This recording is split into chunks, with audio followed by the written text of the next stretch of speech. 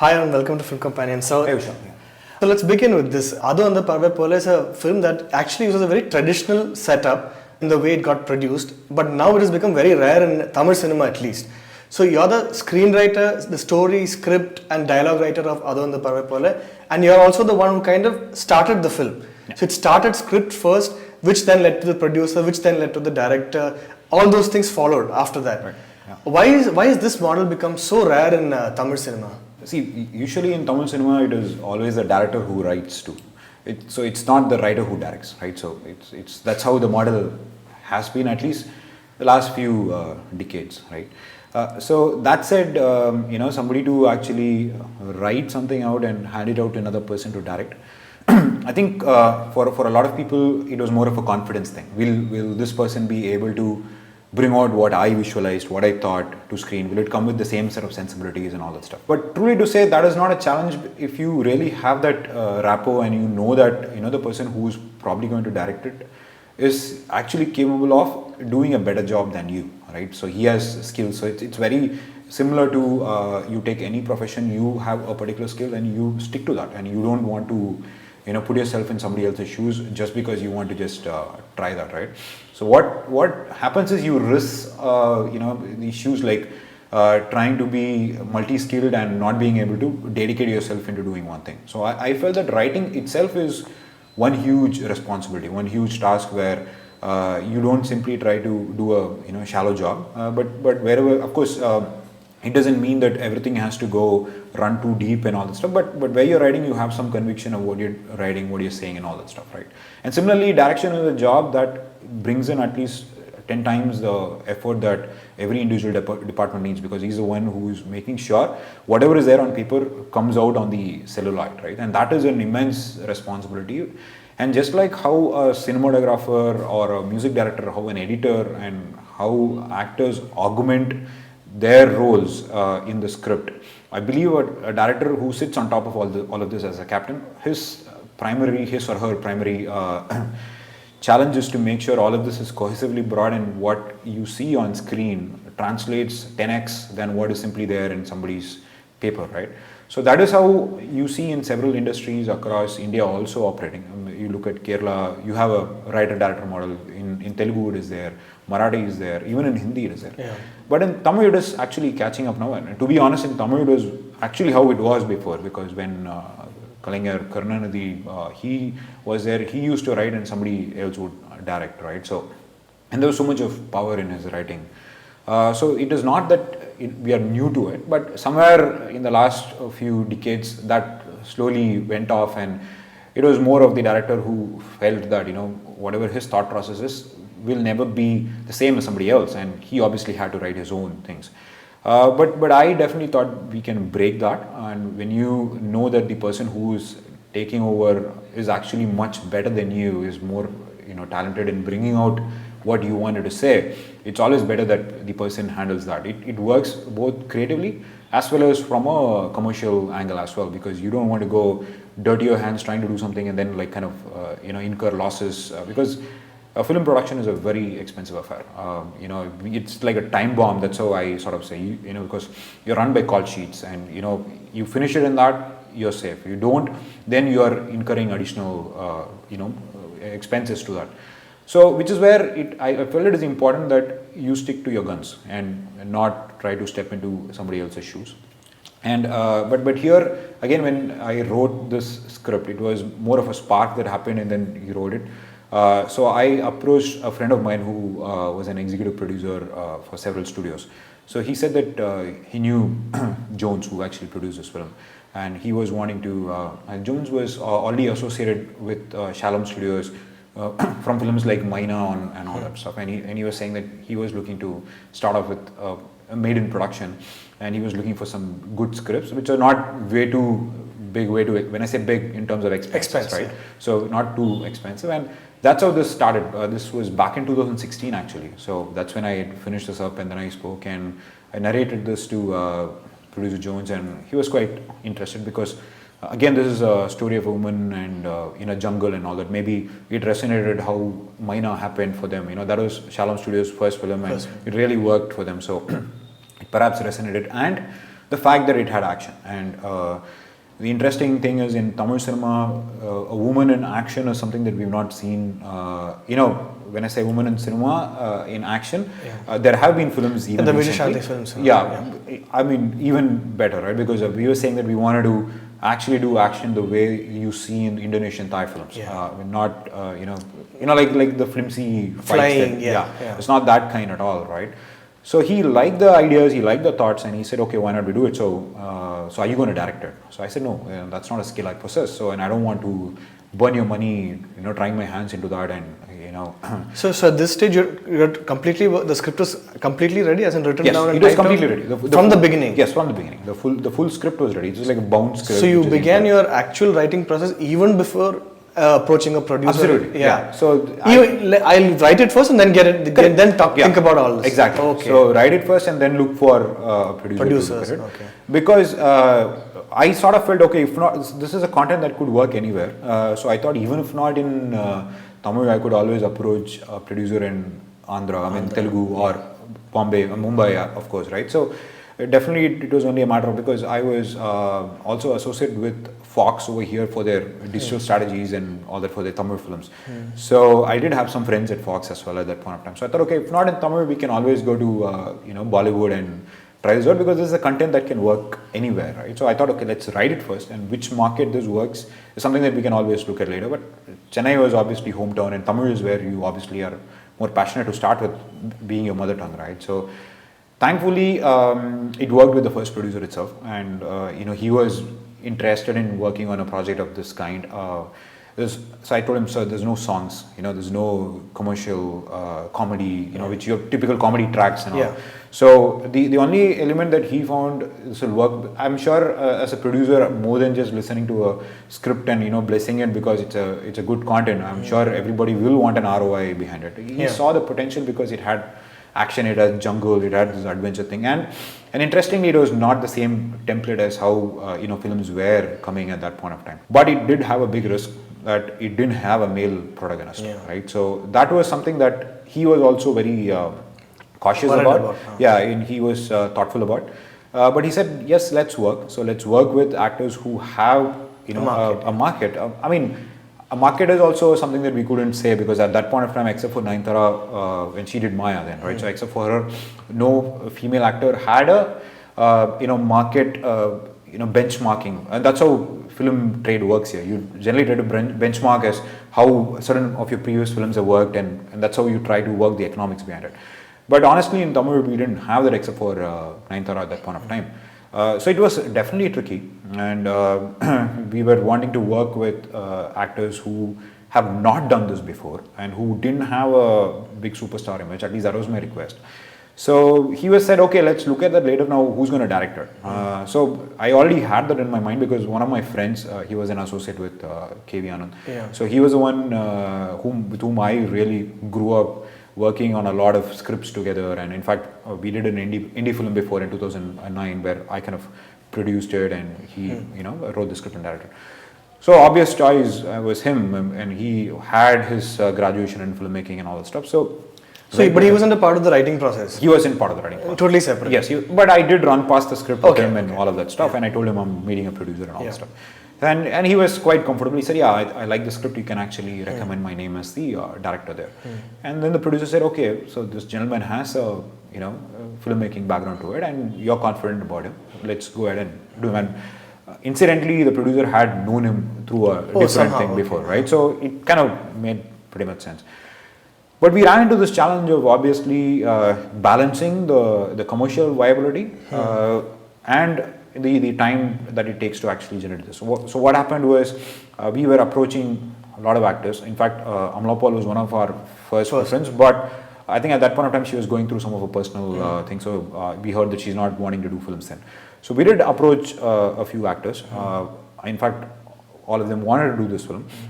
But there was this little bit of a commercial disconnect because the producer knew that we are now experimenting and that you wouldn't be able to afford the same kind of salary what a female lead actor would be getting in a hero film. In a hero film, in a film where she's not a lead yet, right? So some of the actors understood that. Some of them also came for a profit sharing model and all stuff, and something very unheard of in Tamil cinema. So some of them did agree for a profit sharing, but even then the terms were little risky. We didn't know which side it would swing and all that stuff. So it took a while to actually zero down on the perfect team to work with. I think by then my friend, he obviously had his own constraints and all that, so he moved on. So this project almost went into a development hell, I would say. So for almost 2.5, 3 years. Yeah, now this project, so it's almost going to be 4 years since I wrote this and brought this out, right? So in fact, to even put out the right team, it took me more than a year and a half to actually start off and who could do this. And then I had to talk to several other people to request them to direct again. Yeah, so what is that process like? So you have a script ready, which is got a producer also on board. Yeah. And you've already spoken to actors, and most of them feel like most of them almost signed in onto the film. In spite of that, it was difficult for you to get directors? It was, again, for two reasons. One was like some of my very close friends who were wanting to direct it, they had other constraints. Like they either had a 2-film deal with some other production. Lokesh Kanagaraj, for matter. So I spoke to him, but he had to do another film with S.R. Prabhu. So that way, some of them were not able to do it, even though they genuinely wanted to. With certain others, they had this. They came in blind because they were not people whom I knew before. They were through friends, through references is how I met them. When they heard this, they felt this was a little too small for their initial ambition that they wanted to. And given the fact that it was a female lead protagonist, right? So if it was a male lead protagonist, for them to actually do a second film. See, today it's not a problem. Today, even if you do a female lead protagonist, as long as your production values are good, as long as you've delivered a good content, getting a second film is not going to be a challenge. But 2016, it definitely was, because there were no benchmarks. There was nothing that you could speak about. Yeah, no Aram, no Maya. Absolutely. So no Aruvi, in fact. Aruvi was done at such a small scale, but yet it kind of produced such big results. So there's nothing to actually benchmark against. There's no chaining. That's what you call it in a supply chain language. There's nothing to chain against. So that kind of became obviously, for any person who's looking at this as a career, as a director, would have that thought. I mean, I'm not blaming them. It's very fair that they thought that maybe this is not at a scale where it can actually give them a reach to the next big star that they would want to work with, right? So it took that time, and I sort of thought it's okay, I don't think it's going to materialize so easily over here. Should I look at other industries, languages where, But most of the people you approached are first-time directors?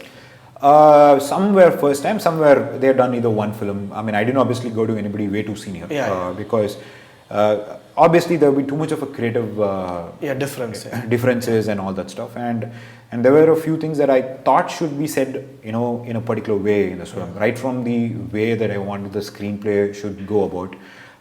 We treated this as a very subjective screenplay. I mean, I'll talk about it later maybe, but there were things that I thought it should work, and I was obviously open for feedbacks that would improve the script. Honestly, but I must thank all these 10 or 15 people whom I met and I narrate the script to. I got a lot of valuable small inputs. Even though they weren't ready to actually sign it, but they said, what, this is great, but this part, I think there's something that isn't working. So, they were almost like an involuntary script doctors. Of course, we had script doctors, we had doctors who worked on our script, but these people started giving feedback, and I kind of realized that it almost worked like a focus group model, where you do that, you finish a film, you show it and try to take feedback and all that. But it worked at the script level itself, where we were able to solicit a lot of feedback, and that actually helped to improve the script in a very positive manner.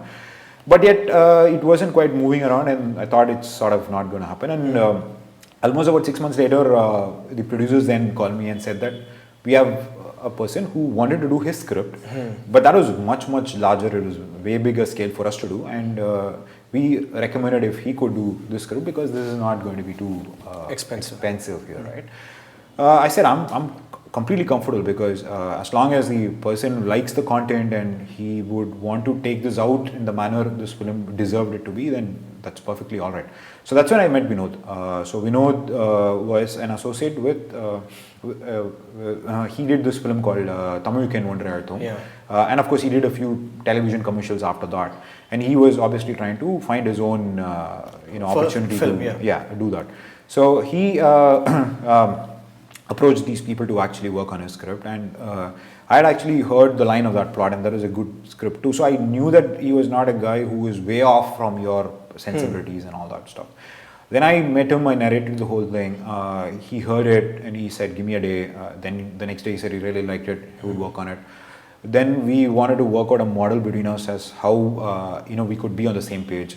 So we had a lot of meetings between us, actually trying to suggest changes. No, to actually get him to the same levels of what I was thinking about the script, and in terms of how the characters, were wanting to be there. Okay. Of course, there were some very valid changes or suggestions that came from him, which was incorporated as changes into the content.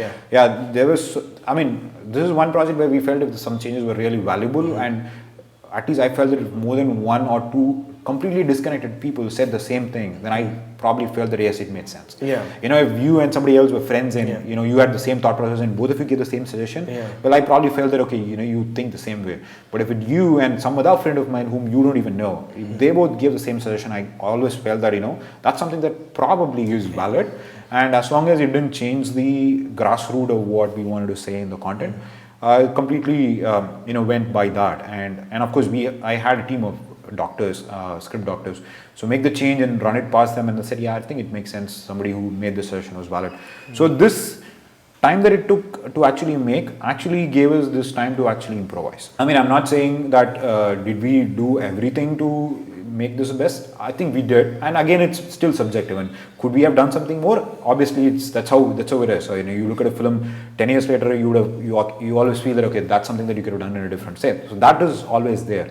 But yes, so this process helped to actually improve the script from where it was to what it is now on screen. And this was a project where Vinod interestingly said, let's bring all the technicians into the project upfront and run the script past them. So when we spoke to the editor, usually editors are brought in much after the shoot is done. I mean, the editor is like, you go meet the editor and tell them, dude, you know what, this is the film that we're looking to do, this is the cast and this is the storyline. It's like, okay, let's finish it, bring me the footage and I'll work on it. But here we felt that, that would be too late into the process because two reasons. One, we felt that an editor coming on board will obviously help enhance how we want to do a particular set of shots. As much as the shot division is the baby of the director and the DOP, but yet an editor who could suggest very interesting transitions and all that stuff. So that obviously helped, and he also could validate the script from a sense of, is it lagging somewhere?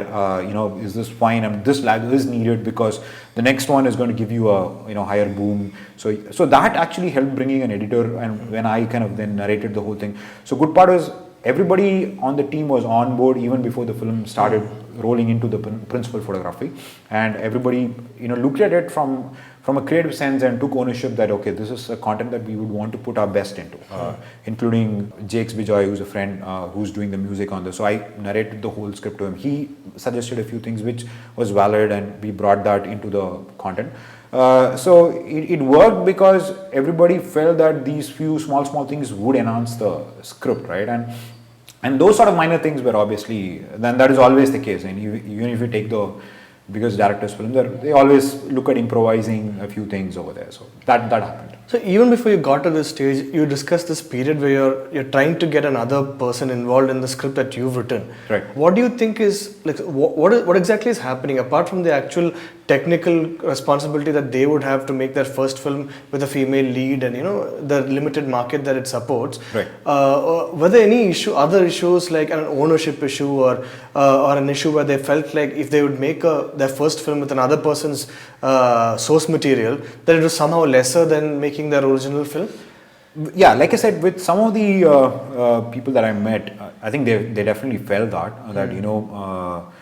some of them very openly told me that. I'm very happy that when I approached them, they said, no, I would want to work on my script only as the first one. Or somebody said that this is not a genre that I can work at all on because I want. That is fair. Yeah, that's fair. Yeah. And some people were very candid. They said, no, I think the first script is something that I want to do as my own script, and I wouldn't want to, because some of them felt that this is as good as a remake sort of a thing. So when you are actually taking somebody else's content and just reproducing it over here, so where is the question of? But isn't it their job to visualize it? You've written it on paper. Exactly, it's their vision. Absolutely. So that is exactly the point, because it comes from my mind to a paper. Yeah. But I'm not the guy who's not even given them any graphic example. I'm not even given them a storyboard of saying what this should look like. All I could say is, okay, the tonality is probably like this film that we probably saw before, or some mood could be this way. That's all you could speak of. But ultimately, to visualize something and put it on screen, I think that sort of a responsibility, I think very few of them understood over here, at least back then. And some of them were very open in saying that they wouldn't want to. But why do you think it is so? Why do you think there is this looking down on people who are just pure directors? If you look at Kerala, you look at all the films that released last year, all the great directors of this generation, they're people who take another person's script and they make it. Yeah. I think it's only the cultural difference, right? When I say cultural, it's about how directors are perceived over here. So I think, like I said, the last couple of decades, directors here are perceived as people who also brought the intellect in saying this. Like, honest with you, we know for a lot of films, a lot of lines that are being mouthed by big stars or whatever may not be exactly the director's line. It was brought in by a writer or an associate director, an actor, and all that stuff. But at the end of it, you still see written and directed just by one person's name. Of course, recently there have been a lot of exceptions. I think be it in Master, be it in collaboration. Bigil was also like that. So a lot of such collaborative things. The young directors today are definitely more open to that, but they want to give credit to somebody who's really done the job. But it was definitely missing at some point of time, because it was perhaps a perception thing too. So they probably felt a little insecure that, okay, if I'm going to say that this was the guy whose line is what the hero is mouthing as the punch dialogue, then why would you need me? You'd rather go to him, to actually do the next film. So I think that sort of insecurity could have been definitely one of the big reasons why people didn't want to work on somebody else's script. I mean, there have been a lot of exceptions, of course, but I felt that this was, as I spoke to a lot of people, I felt this was one of these significant reasons as why they didn't want to work on somebody else's script. And secondly, some of them had this fear, and some did openly tell me too that this is not a content that I can visualize, and I don't know if I'll be able to do justice to it, because if I had thought through it, if I had kind of had a spend that time. Exactly. So I would have had a visualization, and I would have had something to do about this. So some people were candid on that aspect too. Fair enough. So those people were who were probably seeing their mentors and their senior directors who have done this always, because they. Interesting aspect is I've seen a lot of scripts where they write it as a shooting script. So when they write the script itself, they say that. Camera wide angle. Which camera? Camera wide angle தொடங்குவது ஹீரோவின் car அங்க நிக்கப்படுது அங்க எந்த சீனை தொடங்குகிறோம். So I think to this level of extent, when I can't write that. I would have never written that. I mean, maybe now that I know a few tricks, I could have done that, but that's something that a screenwriter generally does not do. He wouldn't want to say what is the lens that you want to use in a shot, or I wouldn't even go to the shot level. I mean, that's not what a screenwriter would want to put out, right? But here it's how they are taught either professionally or how they learn from their seniors, that this is how they feel that writing has to be. So when that is the point, if they're going to read a script that doesn't have this, then comes probably a challenge of actually working through how you want to put it out. So that is also a reason which I felt that it's more of a cultural way of looking at it. So you've never been that, never done that. Either the insecurity or the feeling that you may not be able to do justice to it. That's where I felt. But now I think it's changing. Do you think that the director for hire model is somehow coming up more in our cinema? See, I think so cinema is still looked at as a very creative model, right? So the reason why the studio model fell apart was you don't want any of the creative guys to be called as on hire. I'm here because I get respect for what I do. So that still works. So I think the director for hire certainly has opened up in the OTT world, in your Netflixes and your Amazons. king, literally king. Yeah, so you have the showrunner, and then you definitely have directors, and in fact you could have one director per episode too. So those things are there, but it is yet to open up to that extent in Tamil cinema at least. Where you could actually go hire a director. That's something that, because directors here are respected, loved, and I would say in most of the big actor films, the director is the second highest paid person, and that doesn't come just because he's what he is, but because there is a value that comes when you say you're the director to it, and that is a respect that I think a lot of people love to take forward over here, and when that perception is still there, getting a director to hire is still going to be a challenge. So it has to be because they want to direct a content. When do you think we would come back to that phase of getting star script writers or star dialogue writers, that kind of system? Do you think that happening in Tamil cinema anytime soon? It will. Like I said, you have some of these young breed directors who are now actually putting that out, that I have writers associated with me. So when that comes, and when these directors, as much as they appreciate a music director's work, as much as they appreciate a DOP's work, when they sort of say that there's this content was provided by this script writer, I think when that kind of I wouldn't call it as a magnanimity, but today they do it's magnanimity.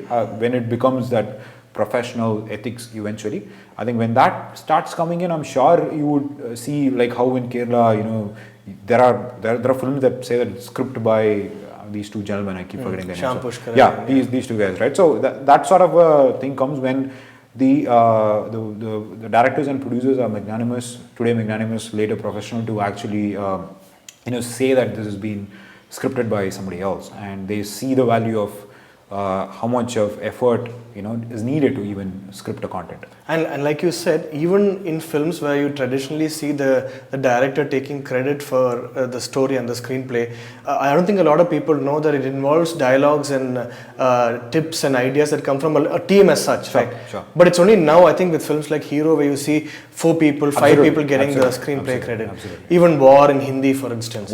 Hindi has always been there, but here Mithran, Lokesh, Atlee, when all these folks have now started putting out that there have been, of course, I think KV Anand sir did that with Shubha as writers, and he always, from the very first script, he gave that credit. So that was there, and that was still considered as a one-off. But now it's catching up. It's definitely something that these young guys who want to, obviously credit writers for the job that they did. I mean, it's not that Tamil cinema has not been without writers. Interestingly, how writers were always approached to us, like, call them, give them a scene, say, okay, give me like 5 options as how this scene should pan out, and I kind of do a inky pinky ponky, choose what works, and that's how, when today I could be working with one writer who could give me that, and the next day I could actually go with another writer to whom I can give another scene and ask them to do a construct of that. So that actually has happened. And at that case, yes, you're just kind of using this person as a idea generator or something like that. In that sense, they felt that why would I want to credit that person? But when you have a screenwriter who's traveled with you throughout, either way be it, the storyline could be, there have been cases where I work with friends of mine who bring the story and want additional screenplay support or the complete screenplay support. That still works. I mean, yeah, the story is still there, and you work on the screenplay completely or jointly, whichever way it works is all right. But as long as that comes out, I'm sure you would see more of screenwriters wanting to kind of come and work. And trust me, it's also not easy because you have writers who write like 3 pages for what should be just one shot. So sometimes the directors also feel that overwriters, right? So because they've either been people who've been writing novels or articles, and so those sort of people who are so used to kind of giving a very elaborate sketch, all that you probably wanted was a sunrise shot, but they try to make it poetic and very poetic. So that is where some people feel that I think for a script that should have been 200 pages, you give them like a 600 pages content. That's something without understanding what is needed. So that is where, in a sense, you need screenwriters, right? So you need people who can write for the screen and not for writers, not for the literary sake alone, right? That is definitely coming. There are people in Tamil cinema who are doing it. There are a lot of hidden names. There are a lot of people who have worked behind the scenes, done that for a lot of directors, and I'm sure eventually, the credits and these people will be brought forward, and it's only a matter of time. Yeah. And my last question, do you think I've heard of this system working in Bombay a lot, but do you think there's that culture of a script being a complete product in itself and having its own value? Let's say people buying a script for 10 lakhs or 15 lakhs, and that's it. They don't want the association with the writer after that. The script is its complete form. Correct. Is that happening here? Or do It you is. think In fact, I recently heard from one of my friends who met S.R. Prabhu. He said that he's actually looking for a script. He read that script and it's so good, and he wants, I don't know which script it is, but I was actually surprised. And though I'm not surprised that S.R. Prabhu said this, because he's quite capable of doing that. And there are a few producers who do that. They just want to buy the script because they know it's extremely good and they can actually take it and make it into a film, and it works for them in every sense. It can be commercially profitable, it can get them a good name that they've been doing good films. So yes, it has been there in Malayalam, it's been there in Hindi. And I'm sure it's coming over here too. And I know a lot of my other friends who've been wanting to buy rights of short stories and all that. But that has always been there. But as a script, I know this one example that I recently heard. I'm sure such things will start coming up, more and more over here. It's only a matter of time. And some of these producers do have their own writer's room. I know for a fact Shashikant has it, S.R. Prabhu has it. So they all work on this model still to actually nurture a concept. Into salary people writing constantly. Absolutely. Okay. So they do it, and some of them are looking for even freelance teams like this, like a writer's room sort of a model which can actually work. So for some filmmakers, they have been doing that too. It's only a matter of time, like I said. Yeah. Also, when we talk about the income of the writer, the screenwriter, what is the going rate right now? I mean, I think there is in Tamil there's no benchmark, but if you look at Hindi, matter of fact, so the Screenwriters Association, which is there, it's an association across of India, they recommend a 5% of the expense of the entire film. For the 5% of the budget. Yes, 5% of the budget, the expense of the film for the writing part alone. But this is for a debut writer. If you look at their website itself, that's their general recommendation. But it's always case on case. So it's not easy to go do a hard negotiation for your first film. But at the same time, if producers do find value that this content will be of real worth, I'm sure they will be more than happy to actually compensate sufficiently to make sure that they have a long engaging relationship with these screenwriters too, right? So that's how it works. So it's not going to be as big as what the director might take, or definitely not going to be there, at least as of now. But I think that's how it is eventually. And Tamil industry, I don't even know if we have a benchmark. Okay, thanks so much for speaking with me, Arun. Sure. Best of luck on the film, and I hope we can chat after the film is done. Sure, gladly. Thanks a lot. Pleasure. Thanks,